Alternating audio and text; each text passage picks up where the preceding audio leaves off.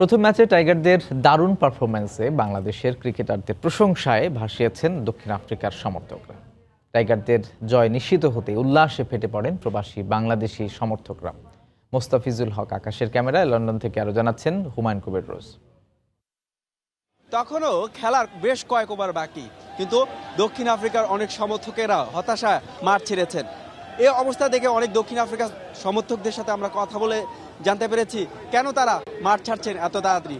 তখন তারা জানিয়েছে বাংলাদেশের বোলিং দেখে তারা আজ করতে পেরেছে এই ম্যাচ আসলে দক্ষিণ আফ্রিকা জিততে পারবে না। তাদের ধারণাটাই ঠিক হয়েছে।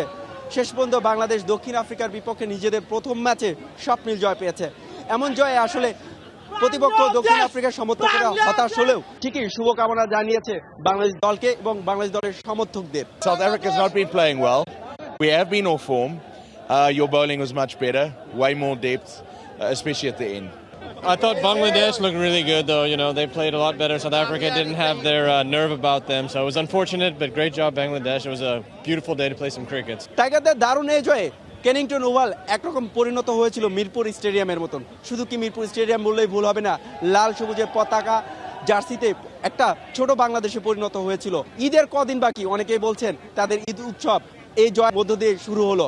ঢাকা থেকে লন্ডনের দূরত্ব প্রায় ৮,০০০ কিলোমিটার হলেও এখানে যেন ঢাকার আবহাওয়া তৈরি হয়েছে, যেন একটা ছোট বাংলাদেশ। এইরকম একটা জয় আর ওয়ার্ল্ড কাপের ফার্স্ট ম্যাচ আমরা উইন করেছি, ইনশাআল্লাহ আমরা সবগুলো ম্যাচ উইন করব। বাংলাদেশের খেলাতে এখন ৩৩০ রান নিয়েছে, এর আগে কখনো ওয়ার্ল্ড কাপে নেই না। সাউথ আফ্রিকার মতো একটি বিশাল দলের বিরুদ্ধে বাংলাদেশের বিরাট পারফরমেন্স। যে পার্টনারশিপটা করলো, রেকর্ড পার্টনারশিপ 140 রানে, সেটা একটা অসাধারণ ইনিংস ছিল, যেটা আমাদের বাংলাদেশের প্ল্যাটফর্মটা করে দিয়েছে। ঈদের আগে আজকে ঈদ হয়ে গেল।